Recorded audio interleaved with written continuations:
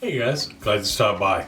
So tonight for dinner, I thought we would cook something that I've eaten a dozen times throughout my 10-year with my wife, but I have never actually once made. It is a dish that my mother-in-law makes, and it's a pork Milano. And I found her recipe running around in one of our cookbooks. My wife is a cookbook that has a bunch of Chris's family recipes in it that everybody's just kind of written down over the years. And this one is one I know I like, everybody likes. It's one of Chris's favorite dishes, and I thought, why not? It's calling my name. It's a pretty straightforward dish.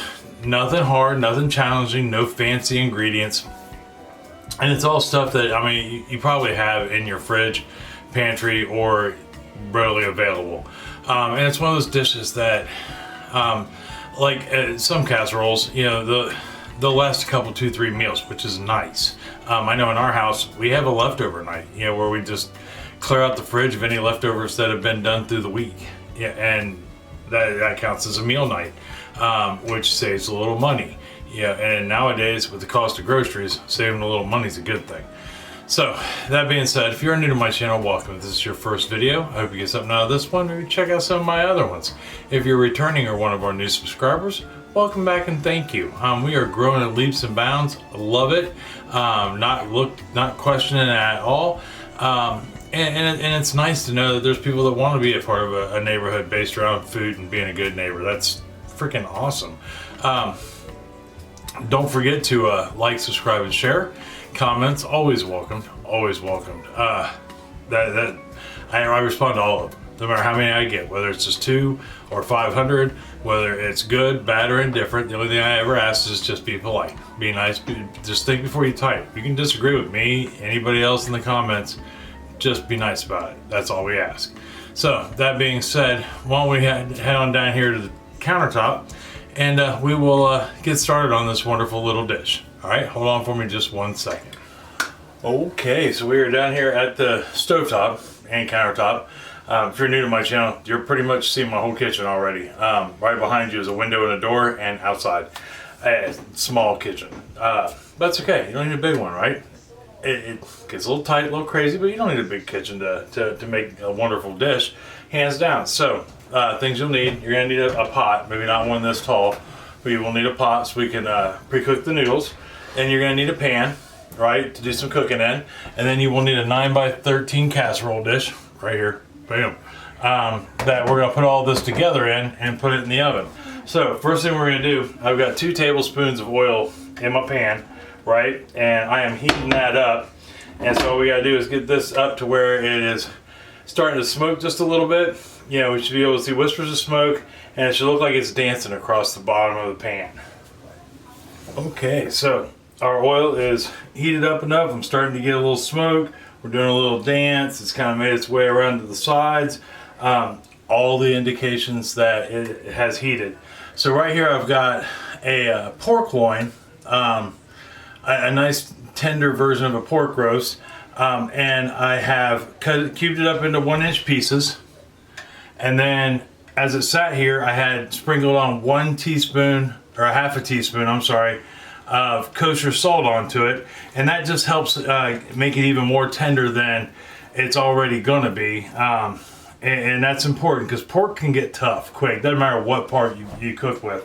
So now that we've got that taken care of, we're gonna go ahead and get it in here, and we're gonna start sauteing this, and it's gonna take probably about, you know, we're gonna let this go for about 3 or 4 minutes, and then we can move on to putting other things in it.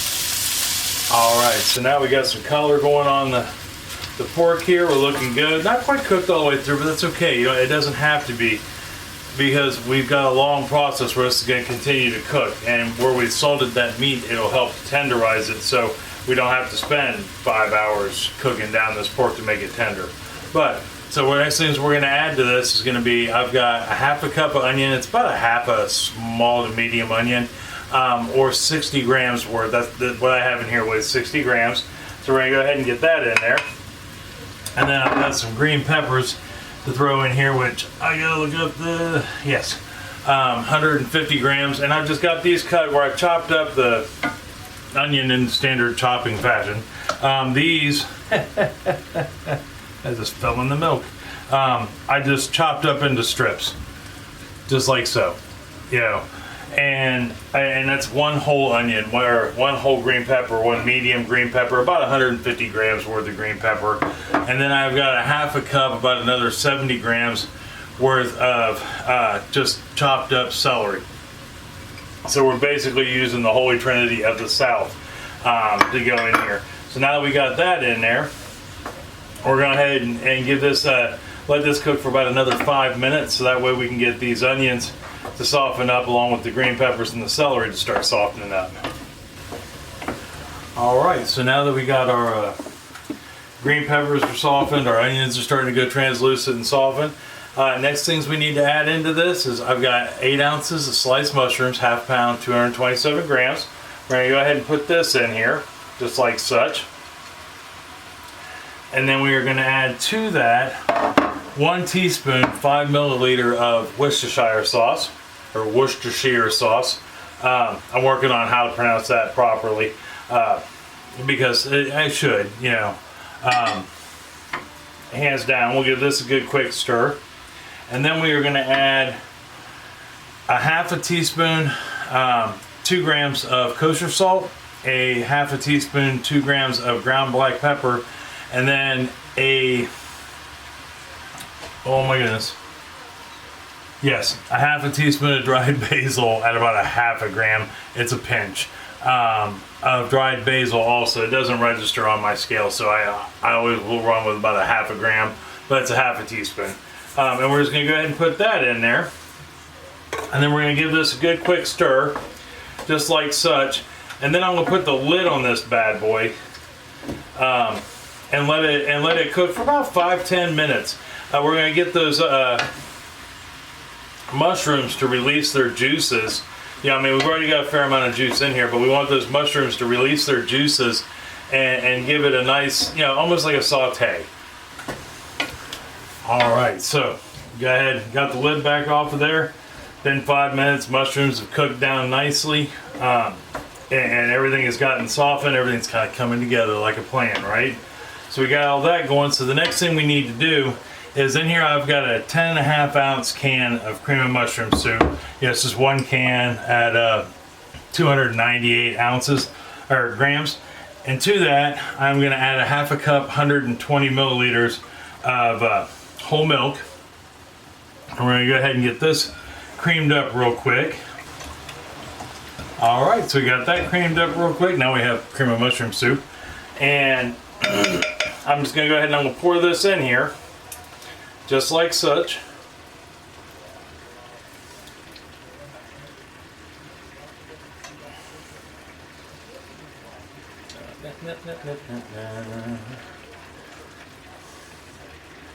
And then, after I got that poured in there, yeah, it was amazing. I don't know how people cooked before the invention of cream of mushroom. It just seems like every third recipe in some way, shape, or form has cream of mushroom soup. So now I'm going to turn this down so we're not boiling ourselves out. And I am going to let this go for about 15 minutes. And all we're doing is just getting all of this to play together real nice. You know, I'm going to put the lid back on it. I'm going to go ahead and start my water for my noodles. And then that way we can get our noodles cooked, or you could have started it already, I guess, if you wanted to. And because I'm going to go ahead and I'm going to boil out or make 8 ounces, half a pound, 227 grams worth of spaghetti noodles, and I'm going to boil those in 3 quarts of water for about 8 minutes. So when I come back, my noodles will be boiled, and this will be ready to move on to our next step. Right? See you here in a second. All right, guys. So my noodles are done. They're sitting right here, and with under the lid right here, keeping warm and hopefully moist.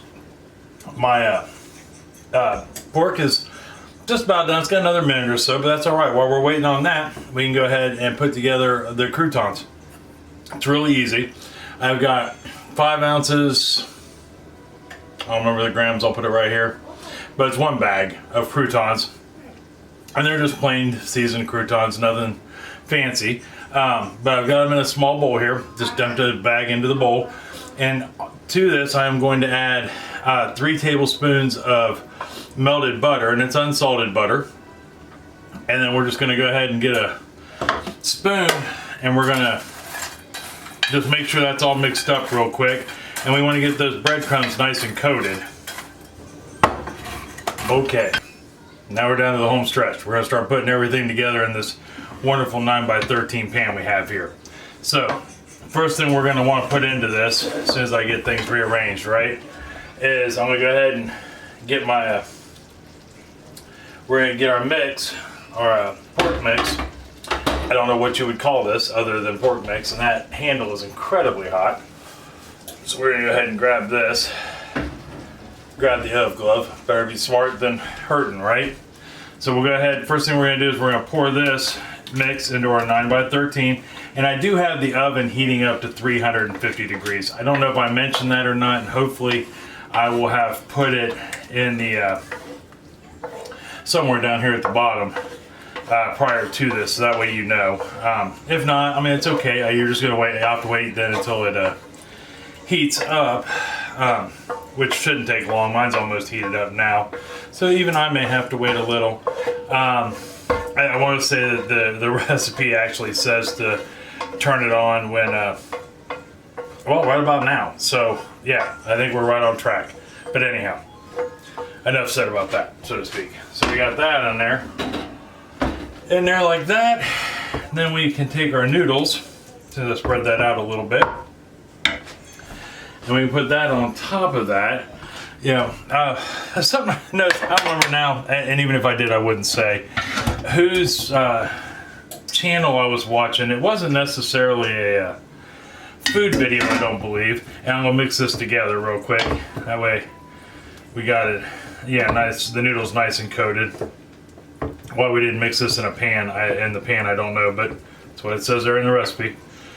And, but anyhow, I was watching somebody's video on how to, it was a hack for around the house or something like that, but they had to make something on the stove top, and it was in their kitchen. And then I also saw a food video that was similar to it, stove wise, but the stove was a train wreck. The range top, I mean, I get scratches, I have scratches, you know, but I mean, this was just covered in stuff, top to bottom, and it looked like, the one looked like it had like white chalk or like powdered bleach or something all over the top of their stove.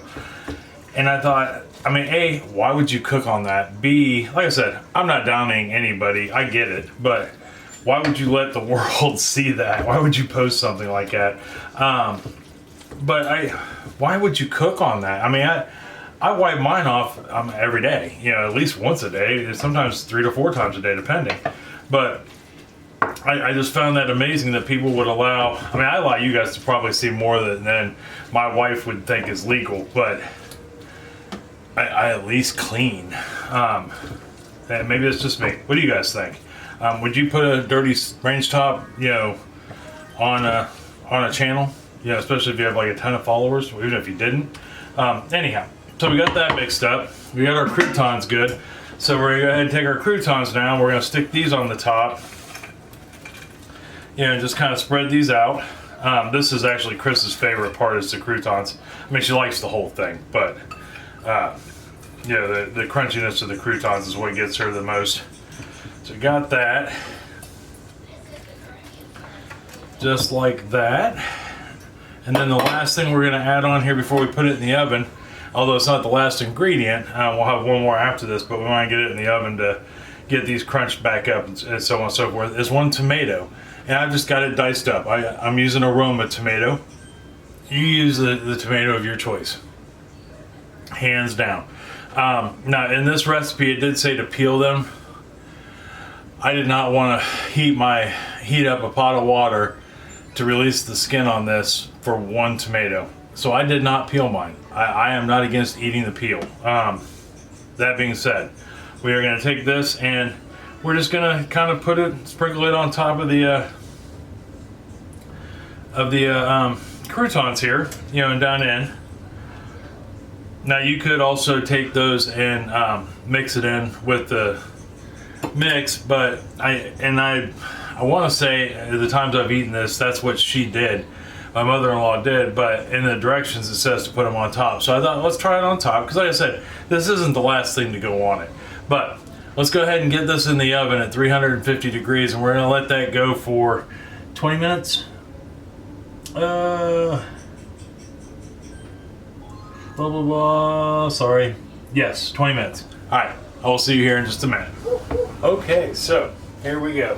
We've been 20 minutes in the oven. Timer just went off. So now we're gonna go ahead and pull her out, just like such.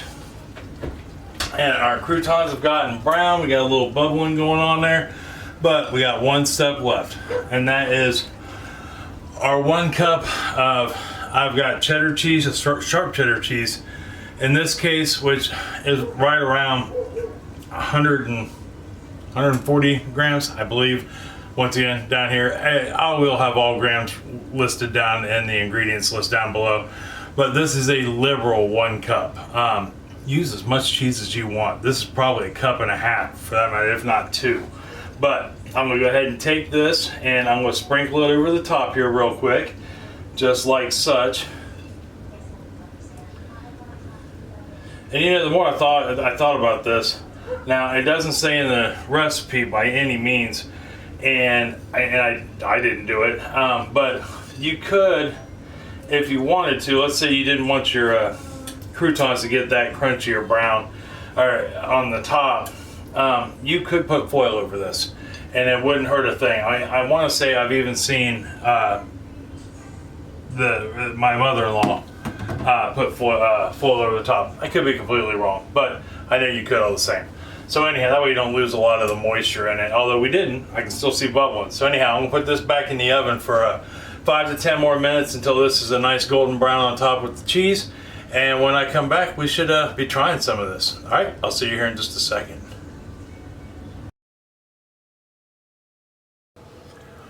Okay, we've out of the oven, 10 minutes, looking fabulous, I think. I know the kitchen smells amazing. Now I just hope it lives up to, you know, what I know it should be. I always worry about making stuff that I've had before that somebody else has made that I really enjoy, because you know, especially when it comes to cooking, and I know we've had this conversation, you know, just because, you know, you make it and you could even use the same ingredients doesn't mean it's going to taste like when they do. Because I know a lot of times, like my mother-in-law, she doesn't always use, you know, a recipe. You know, I mean, as far as like, just because it says a half a cup doesn't mean that she actually uses a half a cup. You know, she may only use, you know, what she perceives looks like a half a cup, because she's just throwing it in there. And I know lots of people that cook like that. I cook like that sometimes, you know, hands down. Let me get that so we can kind of see what she looks like in the bowl. So, you know, it's hard to say. I think about stuff like that a lot, you know, when it comes to recipes. That's why even if, so like recipes aren't copyrighted, you can't copyright a recipe. You can copyright the wording and how it's worded, but you can't copyright ingredients. So, but and in my mind, that's still okay. Because if you're not using the same products, the same ingredients, you're not making it with as much love and as much passion, as funny as that sounds, it's not going to taste the same. It will not taste the same. It will not be the exact replica. There's always going to be something a little different. But anyhow, I'm off topic. Let's give this bad boy a try. Chris said it looks like it, you know, although the picture I took of it earlier didn't do it much justice. It was just too bright. Unfortunately, I don't have a studio, so I don't really have the ability to do that. But anyhow, let's give this a try and see how it tastes. Hopefully I don't burn my face off in the process.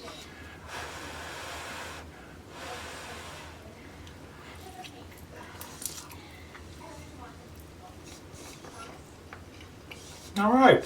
Mm-hmm.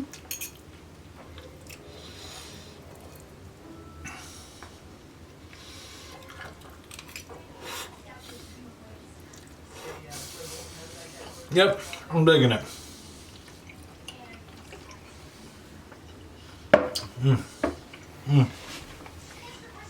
That is really good. It tastes just like hers. Now, We added a total of 1 teaspoon of salt to this. And Chris had said to me, remember to add more salt. And I did not. So, we have to make sure we add more salt. When you throw in your spices, make that half a teaspoon of salt into a full teaspoon. So you're going to use total between what's on your pork and what you're putting in is a teaspoon and a half. And I think you'll be there. Because I know Chris is going to, as soon as she grabs a bowl of it, she's going to put a little more salt on it. I can taste all the flavors. That's all I care about. So I guess it would be up to you, really. I think it tastes amazing. I like it. Does it taste exactly like hers? It's pretty close. I'm not gonna lie, it's pretty close. It's also been a while since I've had it, so it's really hard to remember, but it's good. It is good.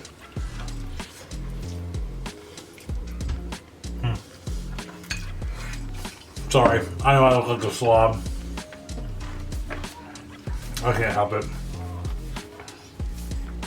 But that's a good recipe. And it's one that's been a part of our family for a very long time. And I think you should try it. I know you'll like it. You most definitely like it. You can't go wrong. It'll feed the family. The family's gonna like it. I guarantee it. And it's not hard to put together, at all. So let me know if you do, or if you have a pork Milano recipe that you have, that's different, and you want to share it. Let us know. That would be awesome. I so like to see conversation about how things are done differently in different households. What is their tradition? How do they make stuff? I find that so amazing, in every way. So tomorrow for dessert, I have no clue, none at all, but that's all right. I'm sure it'll end up fantastic and delicious and not healthy really at all. And it's probably going to be something that was on a hand recipe card or something like that. I don't know yet. We'll figure it out in the morning. But until then, I'm going to get this over to the table where we can enjoy some supper. And I love you. I love you very much. And I mean that from the bottom of my heart. Tell somebody else that you love them and you love them very much. It's going to make them smile. It's going to make them feel good. And it probably is going to make their day a whole lot better. It's going to make you feel good and smile to tell them, I guarantee it. And if you make them some of this pork Milano, I guarantee they're going to smile. And it's going to lead to an evening of conversation. All right? So until tomorrow for dessert, I love you and I'll see you then. All right? Bye-bye.